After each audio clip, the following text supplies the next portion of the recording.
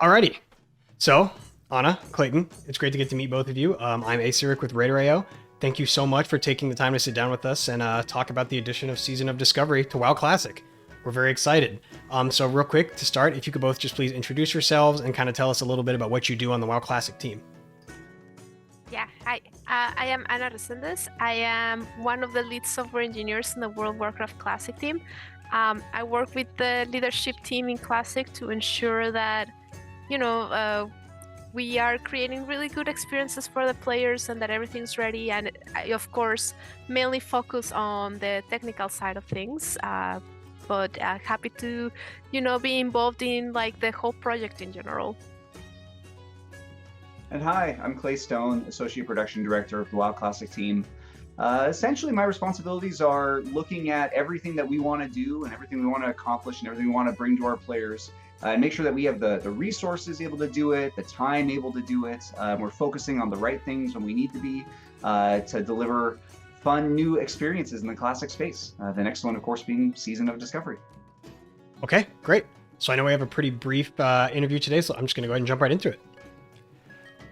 So first thing I want to ask both of you is, when designing things like Season of Discovery, is there any thought process put into trying to make a version of Classic that will attract more retail-only players? Is Season of Discovery intended to bridge the gap between Classic and retail players, or is this more of a response to the outcry of Classic Plus from the Classic community?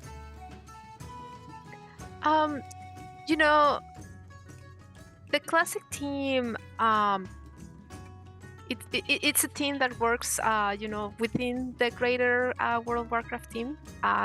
We all work together on creating new experiences. When it comes to Season of Discovery, really, it came as a internal view of like, hey, we're in the Classic universe, we can go next, right? Like, of course, we took a look at our current audience and the audience that plays the modern game. But ultimately, the choice of where and the direction of where we were going with Season of Discovery was around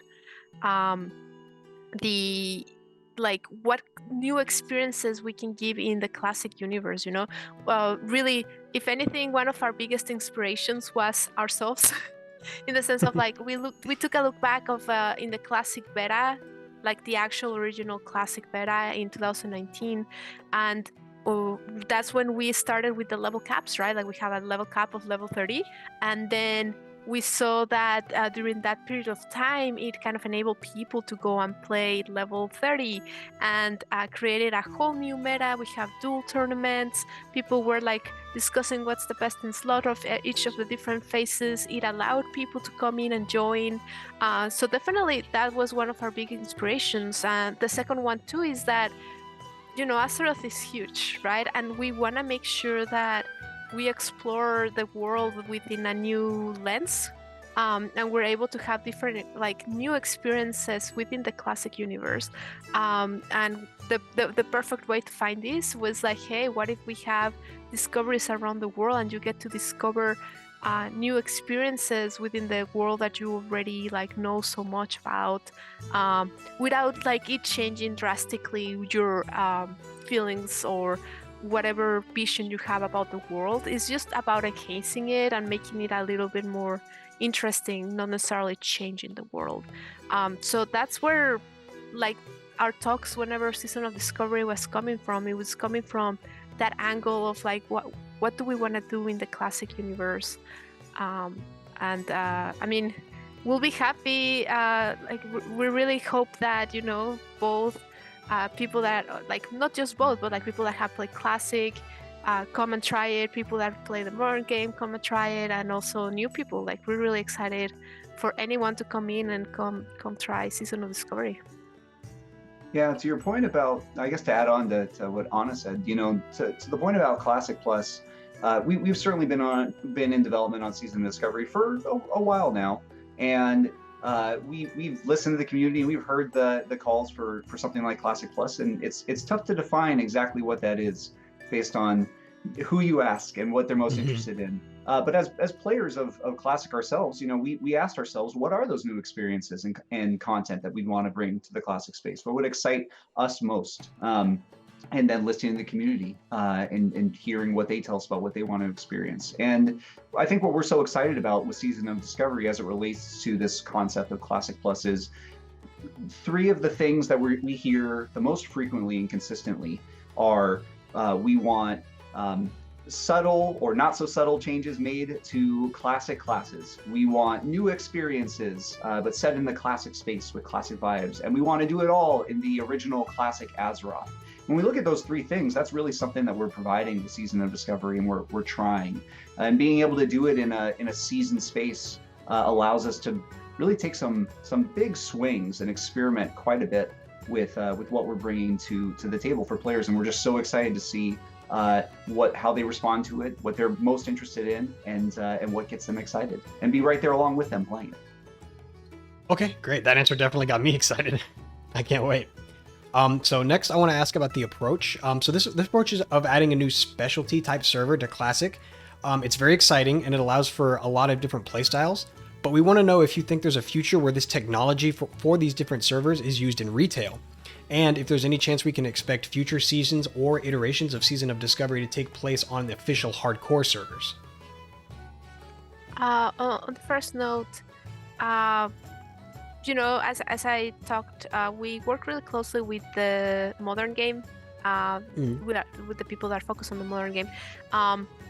Right now, there's no plans, right? Like, at least from our involvement, to go in and do that. But what I can say is that part of the technology is shared between the 2 platforms. So it's definitely something that, that we really try to do in the classic side and also on the modern side, is to share as much technology between the 2 games. So like if at any point we want to take advantage of certain systems from the modern game, or the opposite way around, we're able to share that and do so, right? So it's definitely, I wouldn't take it out of the table completely, right? Like but there's no current plans on doing any kind of a special season event in the modern game. Yeah, I don't know if you want to go for the second part of the question. Sure. Yeah, happy to. So something that's interesting, and we've talked about, is that we now have version 1.15.0, which is supporting classic era realms. It's supporting our hardcore realms, and it's soon going to be supporting our Season of Discovery realms. For hardcore, as Anna announced at BlizzCon on stage, we're really excited to be bringing Self-Found to those realms in early 2024. We know that's something that players have been asking for a while, and we're very excited to be able to deliver that. When we think about Season of Discovery and hardcore, I would say it's not lost on us that we have the same build now that's effectively supporting these 3 different versions, including hardcore and Season of Discovery. And Season of Discovery is certainly set in that classic 1 through 60 level bracket. I think thinking about the future of hardcore and maybe hardcore existing in Season of Discovery, that's something we'll continue to discuss. And we certainly want to hear from players after they jump into Season of Discovery as it exists at launch. I think there may be something interesting there and something exciting, but nothing to discuss about it today. Okay, great. So speaking of exciting, obviously one of the most exciting aspects of Season of Discovery is, of course, the discovery, and the fact that there's been no PTR testing has been great for that. So there has been a little bit of data mining, of course, but overall it really seems like everyone's going to jump into a fresh experience where players get to discover things as they go, which is really exciting. So can you give us some insight on the motivations behind this decision back when it was first being developed, and maybe give us some insight on what the discussions were like amongst the team when the idea was initially brought forward? Yeah, when we were talking about Season of Discovery, it's definitely like one of the biggest learnings that we have had in Classic is the fact that the community has evolved a lot during the years, right? We came out with World of Warcraft Classic, no changes. Let's keep everything the same as it was back in 2004. And we realized that the community has changed, right? Like there was information, even though WoW was in the internet, the information just travels so much faster now, right? So we're definitely living in a different era than almost 20 years ago, right? So, but at the same time, we do remember that nostalgic feeling of going into a game without like knowing exactly what to expect and like knowing all of the secrets before you even get to play in it, right? So we definitely wanted to get that essence and bring it in onto us, develop on it, and like bring it back to the players. And we definitely um, came to the conclusion that we needed to have it all being a secret until it comes out, because or else what would probably happen is that if we have a PTR, some people, players might come in and then create their own guides on how to discover it, and maybe the other players were not part of the PTR or stuff like that. So definitely, it's something that we really want to protect. That said, we also, we also have into consideration that even though we wanted to go completely dark on it, there's certain aspects that, we're okay sharing with the public, and that it would be really helpful to get some feedback. And that's why we decided to have the playtest at the BlizzCon, where you were able to do the raid, and it has all the runes and all the runes in it. So at least we got that data, and we were able to take a look at like how the build was looking, how the players were reacting to it, giving a little bit more information, and get that.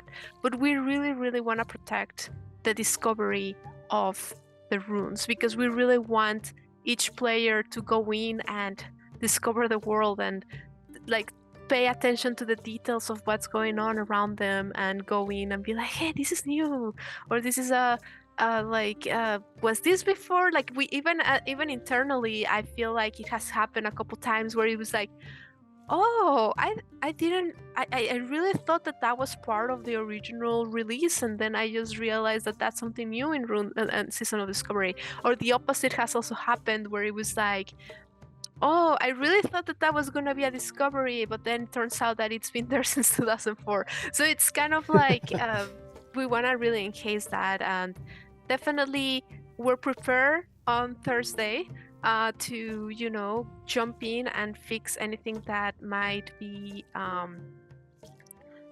making people like having issues. So we're definitely gonna be there on call, making sure that we unblock any kind of like difficulties that the player might have. Okay, great. So to change gears a little bit, so we recently saw the announcement that there will be attempts to faction balance the PvP realms for Season of Discovery, which is very exciting, especially from a player perspective. But I'm sure you all know how frustrating it can be to have imbalanced realms. As this is a new direction, can you tell us a little bit more about how it'll work? And specifically, will there be faction locks or faction queues? And if a faction does get locked, will it ever become unlocked as things, eventually balance out? Additionally, as this is a new direction, are there any potential issues that you're anticipating and maybe already have some sort of ideas on how to manage? Yeah, so it's certainly something that I think the whole team feels is ambitious. We've never attempted something like this before. In order to do it, we've developed some new tools that we'll be able to be extremely hands-on with as we watch the way that the realms develop and the way that balance develops. There may be a point where if things get too imbalanced, players would not necessarily be able to create a new character of a particular faction. And that would be limited in time until the balance reestablishes itself. But it does mean that there is a potential scenario where one player wants to create a brand new character on a particular realm that they don't already have a character on, of a particular faction to play with their friends, and they're unable to because the balance has gotten too one-sided. So that possibility certainly exists. Now, it's in the benefit and the support of pushing for balanced factions on these PvP servers, and we think that the benefit outweighs the challenge that comes with it, and we're excited to see the way that it plays out. I should also note there, I think I glossed over it, but this is only applicable to PvP realms. So PvE realms, players will be able to spin up a new character, roll a new character on whatever faction they want to, no matter what the balance on that realm looks like. And then sort of to the last point, we also have the ability to be able to change course if necessary. If it turns out that all the players who've been saying forever now that they want, balanced realms, this is what they want on PvP, turns out that we've all made a big mistake, and we actually don't want that at all. We would have the ability to be able to change course and change direction on it if necessary. But we're excited to see it play out and see how players engage with it. I think something that we discussed briefly when we put the announcement out about it is, for players who have not played on a balanced faction realm before and choose to engage with Season of Discovery this way on one of those realms, they may come across some challenges or some difficulties or hindrances that they have not experienced before due to more of the opposite faction PvP characters or players being in the same space as them. So I would certainly encourage players to think about that before jumping into an experience like that, or maybe talk with their friends about what that experience is like. But for those players who are up for that challenge, we're looking forward to following along with them and playing along with them as we launch this ambitious new feature from the Classic team. Okay, great. I'm excited too. So speaking of PvP, Ashenvale, can you tell us a little bit more about how the World PvP event is going to work there? Maybe how it'll function on, also PvE realms compared to PvP? And will it be similar in any way to Wintergrasp or Ashran with a queue system? Will it function on a timer, or will it be anything, sort of like that? And will players be able to stack the on-use world buff item received from winning this event? Yeah, so the first queue system. There's no queue system. It's not an instance. You're not gonna queue into the battle. It's gonna be a world event, living in the world, and the way that it's gonna be initiated is that there's some logic going on in the area in Ashenvale, that basically the event will start whenever there's been PvP action in the zone, and the PvP action has been in a certain PvP balance of the factions, then the event will start. Once the event starts, the raid leaders from each of the different factions are gonna appear, and then they're gonna be warded by their words. And just like it's gonna be a little bit similar to Alterac Valley, where if you defeat like other of the camps, it's gonna be reducing the amount of protection that the raid leaders have, so you will be able to complete the event like that and be able to kill these raid leaders easier. So that's the overall idea of how it's gonna happen, how it's gonna work. But for example, if you're in a PvE server, the main difference is that if you go into the area of the battle, you're gonna need to flag yourself as PvP in order to be part of the event, or else you're just gonna be basically observing, right? But if you want to be part of the event, you're gonna have to mark yourself as PvP enabled in the area. But yeah, that's how it's gonna happen. I think it's gonna be some super epic battles. I think that's definitely something that makes Classic very unique, is the fact of PvP evolves a lot during the different expansions, and including Wrath of the Lich King and even Burning Crusade, they have the addition of arenas. But when we're talking about Classic and the Classic universe, it's really a lot of like those epic battles in the outdoors world, those battlegrounds, and getting to go through your honor grind. And in that sense, you're gonna be able to start your honor grind from the beginning. It's gonna be open. Warsong is also gonna be open. The PvP event is gonna be also open. So there's gonna be tons of PvP going on. I'm really excited, especially with the faction balance servers, to see how PvP evolves in these realms. But yeah, and about it being stackable, I don't know the answer on top of my head, but I can get back to you with the answer about that. Okay, great. Yeah, very interesting answer. So the next thing I want to talk about is the leveling phases. So are each leveling phase intended to take as long as the previous one? Are there any changes being made to XP gain or questing during each phase? And how long do you expect each leveling phase to differ from the same level ranges on regular Classic Era servers? Yeah, so great question about this, and something that unfortunately I don't have specifics to give you just yet. Okay. When we talk about these phases, some of the things that we've discussed in the past have been, as we unlock each new phase, do we increase the experience accumulation for the previous level bracket? I think that's something that we want to do. So let's say when we unlock the level 40 cap, allow players who maybe are creating a brand new character or trying to catch up with their friends be able to progress through that level 1 through 25 bracket a little bit quicker. As for total length of time of these phases before we unlock the next bracket, this is something that we're really looking to the community to determine.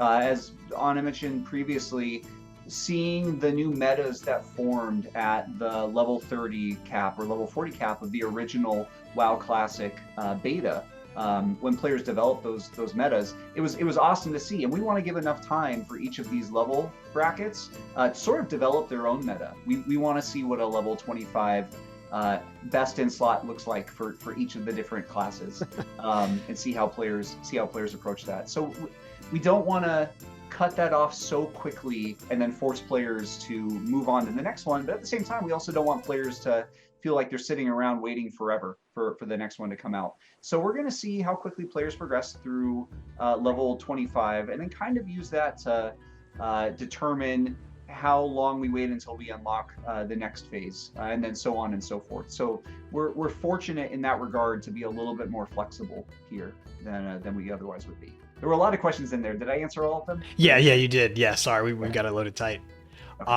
So up next, the concept of new class roles is very exciting. We're all very interested to learn more about that. We can't wait to explore rogues, shamans, and warlocks tanking, and of course mages healing. That's going to be a lot of fun. But I was interested in hearing some of the considerations in both class design and potentially even lore that went into deciding which classes should be giving which additional roles. And if a system like this is successful, is there a chance we'll see it potentially expanded? And if so, what might that look like?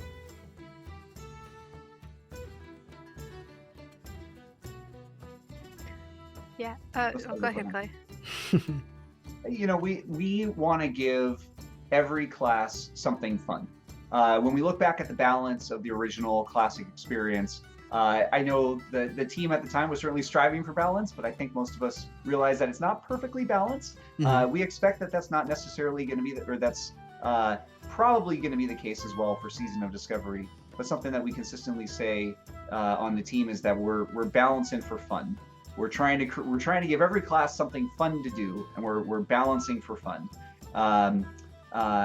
So that being said, when it comes to things like class archetypes, something I'm particularly excited for is our mage healers. If you look at some of the abilities that we're giving mages, a lot of it is now time-based abilities. And that was sort of born out of a discussion we've had internally about, okay, what are some of these other archetypes that we could be doing? Well, what if we had a time mage or something like that? And then how would that allow them to fulfill a new role that they haven't filled before? So when we look at the game, we're not actually calling it in the game, you're now playing a time mage or anything along those lines. But similar to Classic, as it still exists in our Classic era realms, there are no specs for our classes, so it allows you to be pretty flexible about how you play them.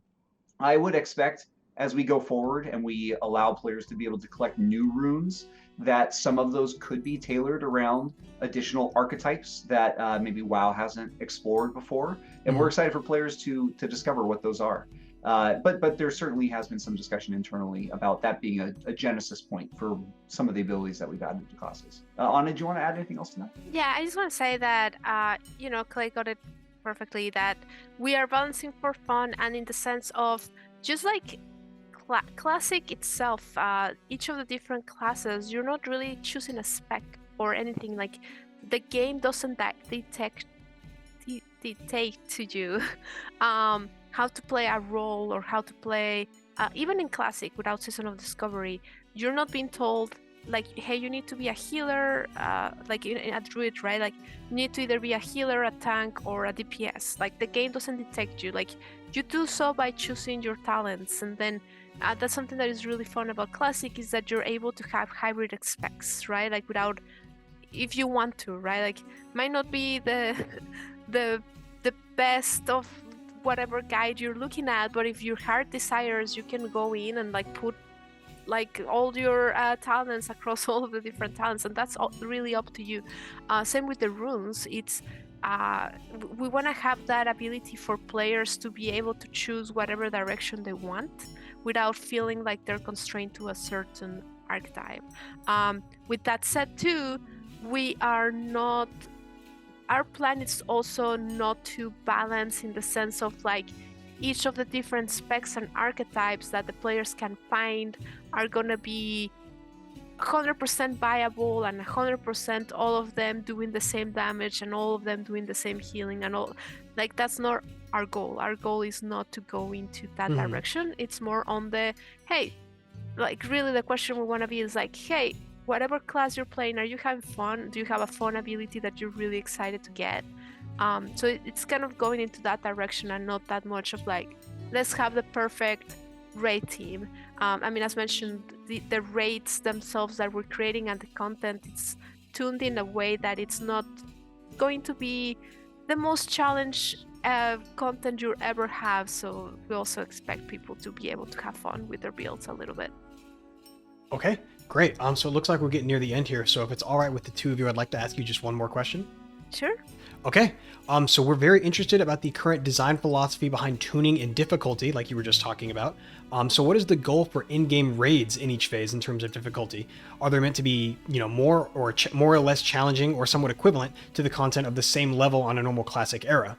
And additionally, once we do hit level 60 in Season of Discovery, will the level 60 raids be much more difficult than the same raid on Classic? Or, will it be rebalanced to be, 20-man or maybe even 10-man? Yeah, I'll talk about the first bit. But yeah, I mean, the raid difficulty is definitely going to be a little bit more difficult than, your outworld content or your dungeons. We want it to be a little bit of a challenge, considering that you're going to be having to go with 10 people and going into this new experience. That said, our goal is not, we're not going, looking at our partners in the modern side of things.